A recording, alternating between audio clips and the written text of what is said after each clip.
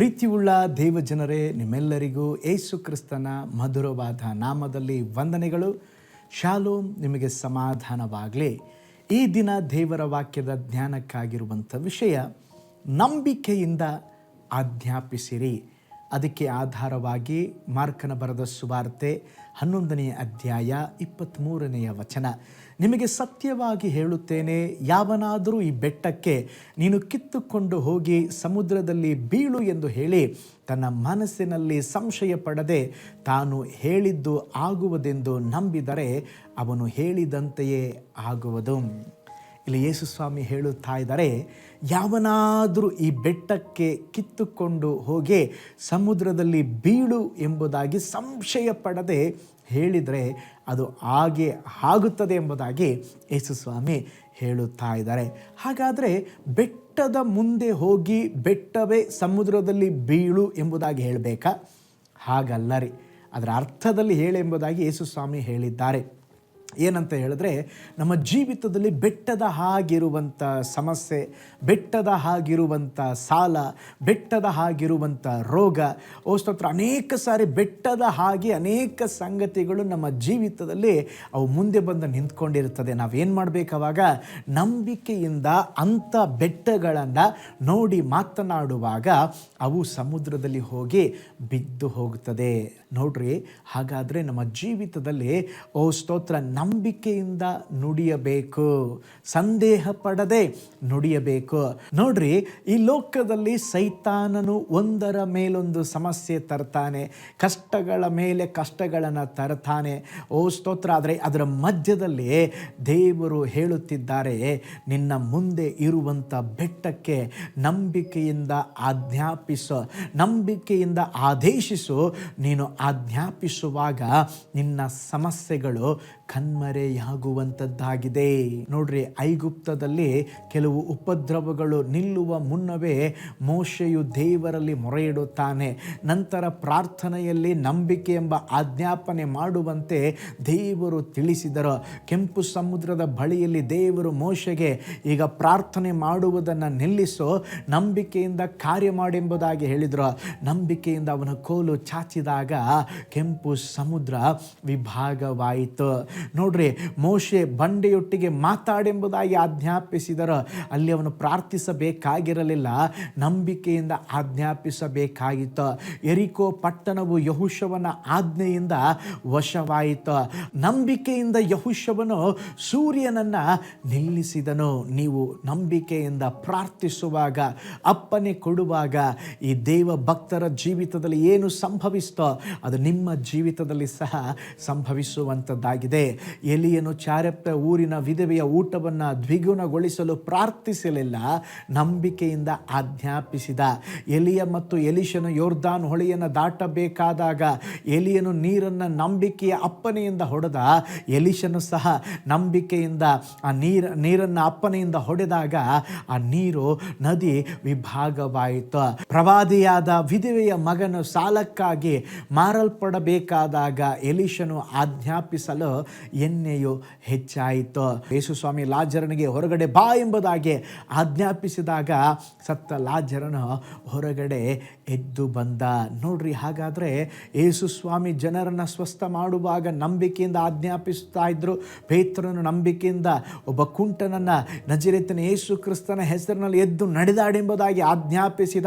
ಅವನ ಕಾಲುಗಳಲ್ಲಿ ಬಲ ಬಂತು, ಅವನ ಸರಿಯಾದ ಅವನ ಕುಂಟ ಸ್ಥಿತಿ ಎಲ್ಲವೂ ನೀಗಿ ಹೋಯಿತೆಂಬುದಾಗಿ ನಾವು ನೋಡ್ತೇವೆ. ಒಂದು ಸಾರಿ ಸತ್ತು ಹೋಗಿದ್ದ ದೋರ್ಕಳೆಂಬ ಒಬ್ಬ ಶಿಷ್ಯಳನ್ನು ನಂಬಿಕೆಯ ಆಜ್ಞಾಪನೆಯಿಂದ ಪೇತ್ರನು ಪ್ರಾರ್ಥನೆ ಮಾಡಿ ಎಬ್ಬಿಸಿದ.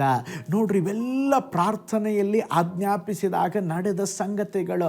ದರ್ಬೆಯಲ್ಲಿ ಪೌಲನು ಭಿಕ್ಷುಕನಾದ ಕುಂಟನನ್ನು ನೋಡಿ ಕಾಲೂರಿ ನೆಟ್ಟಗೆ ನಿಂತುಕೋ ಎಂಬುದಾಗಿ ಆಜ್ಞಾಪಿಸಲು ಅವನು ಕೂಡಲೇ ಸ್ವಸ್ಥನಾದನು. ಪೌಲನು ದೆವ್ವಗಳಿಗೆ ಬಿಡಿಸುವಲ್ಲಿ ಪದೇ ಪದೇ ಯೇಸುವಿನ ನಾಮದಲ್ಲಿ ಬಿಟ್ಟು ಹೋಗಿ ಎಂಬುದಾಗಿ ಹೇಳಿದಾಗ ದೆವ್ವಗಳು ಬೆಟ್ಟಗಳು ಬಿಟ್ಟು ಹೋಗುತ್ತಿದ್ದವು. ನೋಡ್ರಿ, ಹಾಗಾದರೆ ನಂಬಿಕೆಯ ಆಜ್ಞಾಪನೆ, ನಂಬಿಕೆಯಿಂದ ಆಜ್ಞಾಪಿಸುವುದು ನಮ್ಮ ಜೀವಿತದಲ್ಲಿ ಸ್ತೋತ್ರ ಅದ್ಭುತವನ್ನು ತರುವಂಥದ್ದಾಗಿದೆ. ಅದಕ್ಕೆ ಯೇಸು ಸ್ವಾಮಿ ಹೇಳ್ತಾ ಇದ್ದಾರೆ, ನೀವು ನಂಬಿಕೆಯಿಂದ ನಿಮ್ಮ ಬೆಟ್ಟಕ್ಕೆ ನೋಡಿ ಮಾತನಾಡಿದರೆ ಆ ಬೆಟ್ಟವು ಸಮುದ್ರದಲ್ಲಿ ಹೋಗಿ ಬೀಳುತ್ತದೆ.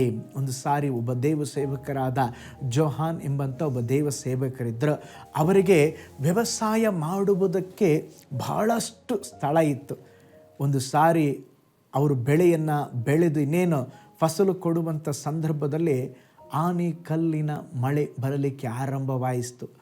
ಆಗೊಬ್ಬರು ಬಂದು ಹೇಳಿದರು, ಆನೆಕಲ್ಲಿನ ಮಳೆ ಬರ್ತಾ ಇದೆ, ನಾವು ಬಿತ್ತಿದಂಥ ಫಸಲಿಗಾಗಿ ಕಾಯ್ತಾ ಇದ್ದಂಥ ಎಲ್ಲವೂ ನಾಶಗೊಳ್ಳಬಹುದು. ಈಗ ಅವ್ರು ಏನು ಮಾಡಿದ್ರು ಗೊತ್ತಾ? ದೇವ ಸೇವಕರು ಕೈಗಳನ್ನು ಎತ್ತಿ ಅವರು ಪ್ರಾರ್ಥನೆ ಮಾಡಿದರು, ತಂದೆಯೇ ಆನೆಕಲ್ಲಿನ ಮಳೆಯನ್ನು ನಿಲ್ಲಿಸು ಎಂಬುದಾಗಿ ಅವರು ಪ್ರಾರ್ಥಿಸಿದಾಗ ಆ ಮಳೆ ನಿಂತು ಹೋಯಿತು. ಅವರ ಬೆಳೆಗೆ ಯಾವುದೇ ನಷ್ಟವಾಗಲಿಲ್ಲ. ಯೇಸು ಸ್ವಾಮಿ ಹೇಗೆ ಆ ಬಿರುಗಾಳಿಗೆ ನುಡಿದಾಗ, ಸಮುದ್ರ ಅಲ್ಲೋಲ ಕಲ್ಲೋಲವಾದಾಗ ನುಡಿದರೂ ಶಾಂತವಾಯಿತು, ಅದೇ ವಿಧದಲ್ಲಿ ಇವರು ಅಪ್ಪನೆ ಕೊಟ್ಟಾಗ ಅದು ಹಾಗೆ ನಿಂತು ಹೋಯಿತು.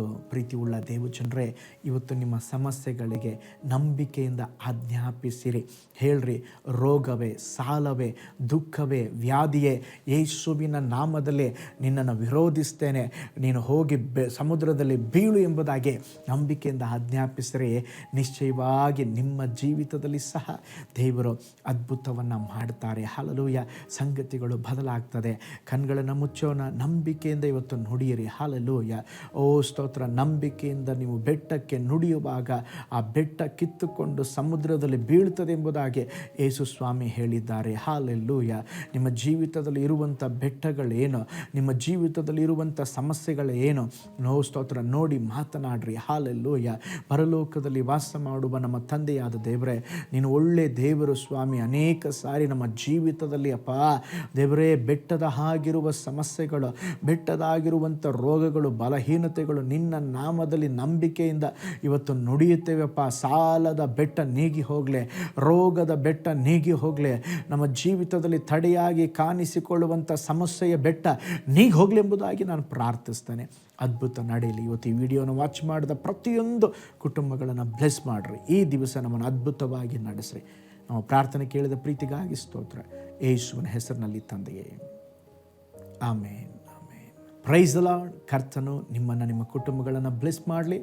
ನಂಬಿಕೆಯಿಂದ ನಿಮ್ಮ ಬೆಟ್ಟಗಳಿಗೆ ಮಾತನಾಡ್ರಿ, ಬೆಟ್ಟಗಳಿಗೆ ನುಡಿಯಿರಿ. ಕರ್ತನು ನಿಮ್ಮ ಜೀವಿತದಲ್ಲಿ ದೊಡ್ಡ ಅದ್ಭುತಗಳನ್ನು ತರುವರು. ನಾಳೆ ಮತ್ತೊಂದು ದೈನಂದಿನ ಜ್ಞಾನದಲ್ಲಿ ನಾನು ನಿಮ್ಮನ್ನು ಸಂಧಿಸ್ತೇನೆ. ನಾನು ನಿಮ್ಮ ಪ್ರೀತಿಯ ಸೇವಕ pastor Paul Joy. God bless you all.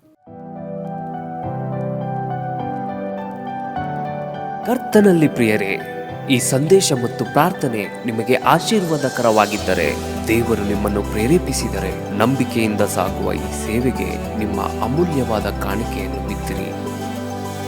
ಪ್ರೀತಿಯ ದೇವಜನರೇ, ವಾಯ್ಸ್ ಆಫ್ ಹೋಪ್ ಮಿನಿಸ್ಟ್ರಿಯ ವತಿಯಿಂದ ಕೋರಮಂಗಲದಲ್ಲಿ ಪ್ರತಿ ಭಾನುವಾರ ಬೆಳಿಗ್ಗೆ 9:30ಕ್ಕೆ ಕನ್ನಡ ಆರಾಧನೆ ನಡೆಯುತ್ತಿದೆ.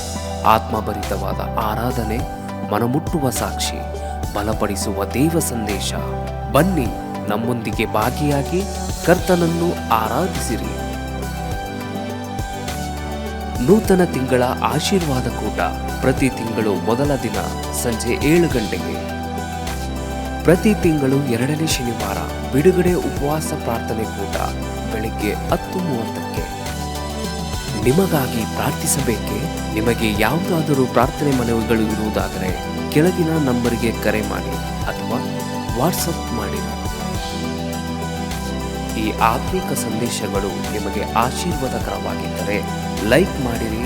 ಇಂಥ ಅದ್ಭುತ ಸಂದೇಶ ಪ್ರತಿದಿನ ನೋಡಲು ಬಯಸುವುದಾದರೆ ಸಬ್ಸ್ಕ್ರೈಬ್ ಮಾಡಿ ಹಾಗೂ ಇತರರೊಂದಿಗೆ ಶೇರ್ ಮಾಡಿರಿ. ಕರ್ತನು ನಿಮ್ಮನ್ನು, ನಿಮ್ಮ ಕುಟುಂಬವನ್ನು ಆಶೀರ್ವದಿಸಲಿ.